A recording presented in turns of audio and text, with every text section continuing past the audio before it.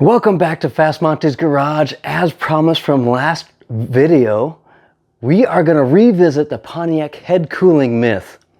If you're brand new, welcome, or if you missed it, go check it out. There's a link to that video right there where I go through some extensive testing of teeing off the back of the heads, running that coolant to the front of the engine to see if we can moderate our temperatures. There are some really interesting findings, and when I hit the workbench, I'll show you exactly how it works and what the findings were. But before we do that, if I've ever helped you out in the past, consider getting a hat. I just had them made.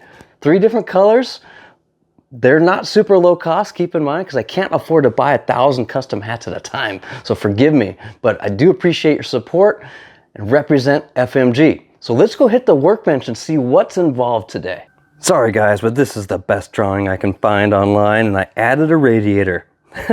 So this is for mid to late 60s, early 70s, maybe even late 70s Pontiac engine. Doesn't matter if it's a 389, 400, 428, 455. It's the same cooling. So what happens is the water pump's spinning, it's applying pressure, it's actually pumping water into the block, and then that block has holes underneath the heads, and it pushes the water up in the heads and it circulates around and then gets passed out the top of the head. That's the crossover on both sides, and has the opportunity to go back into the water pump. I'll show that on the engine.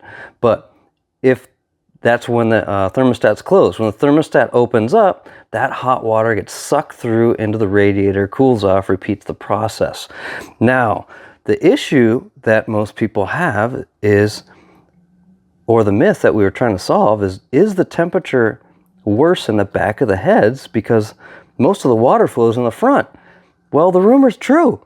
We proved it in the last video. So a trick around that is the other myth of teeing off the water ports in the back of the heads. Now, all of us have a heater hose that comes off the passenger side head. What is different amongst most cars is if you have AC or a heater only. If you have heater only, my understanding is it actually runs through the heater core and then back into the timing chain cover. If you have AC, it doesn't run through here unless you turn the AC off or turn the heater on.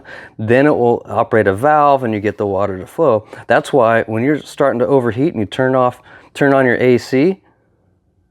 on your heater, it actually acts as another radiator to help cool off your engine. So what I did is I teed off, I opened up this port, put a nipple in there, and I teed it off, and my first time doing this, I did standard hoses, so I had restrictors in each nipple.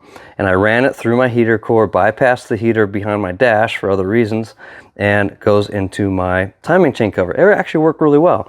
Then I had the brilliant idea of adding AN hoses so I get no leaks, and short-sighted on my part, there are no restrictions in AN hoses, so I was getting too much coolant, hot coolant in here, mixing with the cold coolant and getting recycled in the engine and driving up my temperature. So I was running at 210, 215, 220, too hot, right? So in that last episode, I added a ball valve and we started experimenting with flow rates. And we proved that with no flow, the back of the head was hotter than the front of the head. We also proved there's a sweet spot for flow rate to actually even that out. Now, this episode is all about going to the next level because a lot of you had some great comments about maybe running that hose directly to the radiator or running it to the intake of the radiator hose. And those were fantastic ideas. I actually even bought a couple bungs to weld onto the radiator to test each side of the radiator. But as I started thinking about it, because a couple of you had some other brilliant ideas, of running that teed off line directly to the crossover before the thermostat. And that's exactly what we're going to do, because if we do that before the thermostat, the engine will allow itself to work itself in temperature, because you do need a nice temperature range to run efficiently, and then that gives a chance for the thermostat to work. So then the thermostat will open up and then push that hot water out and behave normally. That's the plan. So let's jump back to the engine and I'll show you what I'm talking about. So here's the situation on my engine, and if you guys missed it, go check out the video where I actually divorced the crossover from the intake manifold. How freaking brilliant is that now? Because now I can just pull that piece out, modify it, and put it back in without touching the manifold. Oh my God, things work out for a reason in my life for some reason, so I'm very thankful for that. Now, some other ideas that you guys had was, I've seen adapters where you can put an adapter on the hose and put a port on it, but again, that bypasses the thermostat. I've also seen adapters on Chevys where you kind of elevate this and another plate that has, or I think another port in, I'm sorry, the port is underneath the thermostat regardless, so well, however that works, I couldn't find one for Pontiac. The other brilliant idea I saw was someone took another crossover and put it on the back where the two inlets are and put the thermostat in the back. Oh, that's brilliant, because now you're running coolant from front to rear. Oh my gosh, I wish I had the room. I can't do that one. So you guys know I love AN hoses. Now we're going to go through some AN hose tricks today too, but I figure I'm going to go right here because I can drill a hole, weld in a bung, and then run the hose over the compressor over here. I think that'll look just fine. And or over here, I really have to do some thinking about it. But regardless, that is the plan. Oh man, this is getting exciting. Yeah, a little bit of work, but that's what I love to do. So I'm gonna drain my coolant, and then I'll meet you guys back at the bench. Oh yeah, that came out like a breeze. So there it is, if you guys haven't seen it before. I ordered new gasket material. I ordered a new ring gasket just in case. And yeah, good to go. Look at that. And I'm stoked because this is a flat surface. I was a little concerned because if I'm going to weld this in, I'd really want a flat surface versus putting it on a radius. Really hard. It's a lot harder to weld just for fitment. But anyway, cool thing is I went ahead and measured this diameter, and it happens to be a shy short of a standard drill bit, which is 47/64. And I got this from my favorite place on earth besides Home Depot, McMaster-Carr. So if you guys are not familiar with McMaster-Carr, I'll leave a link below for this particular part number, but they predated Amazon. I ordered this at 4 o'clock yesterday afternoon. I got it this morning. How crazy is that? So anyway, my favorite industrial part supplier, McMaster-Carr. Now, I'm going to get this loaded up on the drill press somehow. That's going to be the hard part for me to figure out. And I'll show you real quick when I do that. And then we'll get to burning some metal. All right, it's time for a little pilot hole. I know it's a big pilot hole, but I'm lined up perfectly. I'm stoked I got this level. Well, at least I think it's level. I didn't use a level. Not a big deal. Close enough, right? Here we go.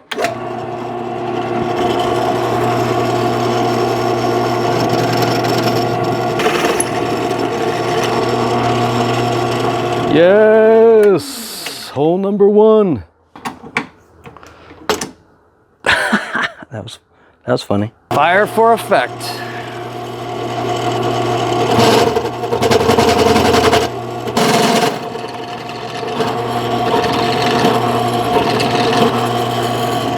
Yes! See how that looks. Let's see. Oh, yes. Oh my God. I cannot wait. Oh yeah, baby. All right, my next step, I'm gonna clean this off. I gotta remove all that paint before I weld. So be right back and let's burn some aluminum in there. Here's what I came up with. So I had to clean off all that paint and my crazy clamp contraption. So let's get to burning metal here. And for my next trick, just kidding, I'm using a spare fitting I have as a heat sink because I don't want too much heat to get into that thread and to form the thread. So I'm going to tighten this down and start adding my bead around. There we go. Yeah, it looks like crap, and it's still freaking hot. That's what I get for trying to weld cast aluminum to a machined aluminum piece. But it's on there, it looks like glue. Looks like I epoxied it. I'll wait for this to cool, take that nipple off, see how it looks. There we have it. Not too shabby. So I'm just gonna paint it, make it look brand new. And if you need a refresher on that, go to that link up there or search my channel on painting or parts painting. Oh yeah, how do you like them apples? Let's get this back in the car. Oh yeah, look at that. Looks so good. I also ran my wire harness. It used to be up on top of the driver's side head. I ran it underneath the intake manifold, so it comes out here and here. Looks so much better. If you guys don't know, I actually already have an AN fitting on the inlet on the water pump. So I can just take the hose off, put this cap on, and then we have to figure out our hose length, and I'll show you guys how to put a AN fitting on a hose. So I have my fitting on here. This is exactly what you want to do when you plumb for AN lines. And you can take this nut off and you subtract the amount of thread in here. So that's where their hose needs to go. So my union is actually back here. So I need to reuse one of these ends, which is the beauty of AN fittings, is I can take this off, get a new length of hose. So I'll put the straight end on first, and then measure length over to here, and that's where I know to cut my hose. And I'll show you how to cut and put this fitting on when I get to it. I know you guys have seen this before. When most people cut AN hose, it frays like that. Now this is exaggerated, I pulled the end off already, but you can't put the nut on. So the solution is this stuff here from Aeroflow. It's a clear tape. It actually doesn't stick. So here's my cut line. I'm going to wrap this around a bunch of times, and then I'm going to re-wrap it with actual tape super tight. So I love the fact that it's clear because I can still see my cut line. And now whatever tape you use, put it right dead center and wrap it as tight as you can. Now that it's wrapped, and it's wrapped tight to a reason because you don't want it to fray, like I showed you, exaggerated example, but now you can either use a fine tooth bandsaw or hacksaw. But my favorite are dedicated AN shears. Bam! So you're going to be left with a little oval shape, so you can use your workbench to make it circular. Now take your tape off, then the clear stuff starts coming off. Little to no fray. Now we can put our nut on.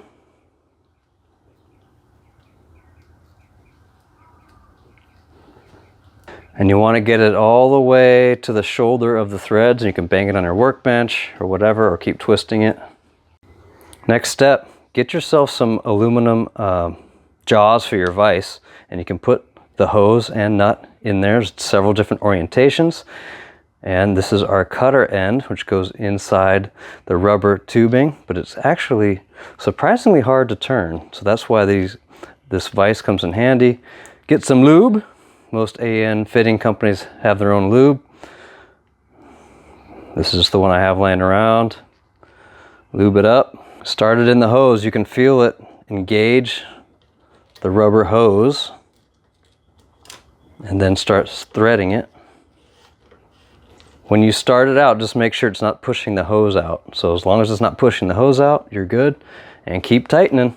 While not mandatory, you can get aluminum wrenches. It helps with galling. It won't scratch that surface as easy as using a standard wrench, but you can use a standard wrench.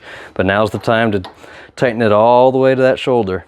And as you get close, right before it engages, you can actually make sure your flats are lined up. It looks really professional. There she is. Each end's on, so I'm gonna throw it in the car. Oh, hell yes. Look at that. It even has some clearance right here. It's not rubbing on that chrome because this is called the swivel head. You can actually tighten this and position this wherever you want. Brilliant. So I have to wait 24 hours because I have RTV on that rubber seal. Those guys that have Pontiac engines know that drill. So then I'll fill it up with coolant and we'll get to testing. Woo-wee! Back to our diagram. I have to tell you a funny story because I didn't film it, but I refilled the coolant. I cycled the coolant a couple times. I went through a test run to get our temperatures, and nothing changed. So I'll explain why in a second. Calm down. Now, here's our results from the last test we did, where I have that ball valve in the back here underneath my firewall. So that's what I was adjusting on the previous video to change the flow. So I didn't change it. Okay, so when I went to test, I actually got the same temperatures as 100% closed. It was like 192, 218, not good, right? Didn't prove a thing. And then I realized that that's because when it was mounted down here, the water pump was sucking or pulling fluid through there. But when we mounted it up here, this is pressurized. So we have pressurized coolant coming in here and going back into the water pump. If it is, the thermostat's closed, if the thermostat's open, it gets pumped through the radiator. So this had pressure, enough pressure to prevent any flow in this line. Yeah, that was fun because I knew that because I can put my hand on the top radiator hose, it's hot, and the new hose we put in was cold. So that was fun. So I went ahead and opened that full blast, and I got some impressive numbers. So I have a 165 degree thermostat. I'm going to change that. Don't worry, guys. I'm going to increase that. But here's the test. So at the crossover, I measured 168. The front of each head, almost identical, 173, 174. The rear of the head, identical. Just about 0. So that proved it totally worked. I'm super excited that worked. So remember the before picture? Check that out. And now after, cleaned up with the wire harness, with the AN hose. Oh my God, it looks so cool. So I hope that helped you guys understand a little bit more about the Pontiac cooling trick, the myth, or how it even works. So leave a comment below. Let me know your thoughts. I want to thank everyone who chimed in the last video, who had some great suggestions on where to try plumbing that hose. So this clearly worked.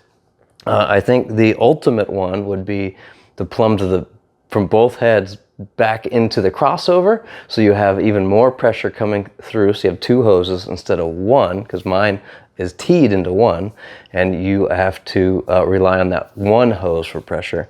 But man, I love it. Subscribe if you haven't. There's a couple other projects lined up, and one being chassis stiffening, which is going to be an endeavor in itself, as well as quarantine cruises or whatever comes around the corner. So until next time, build them fast, drive them faster. See ya.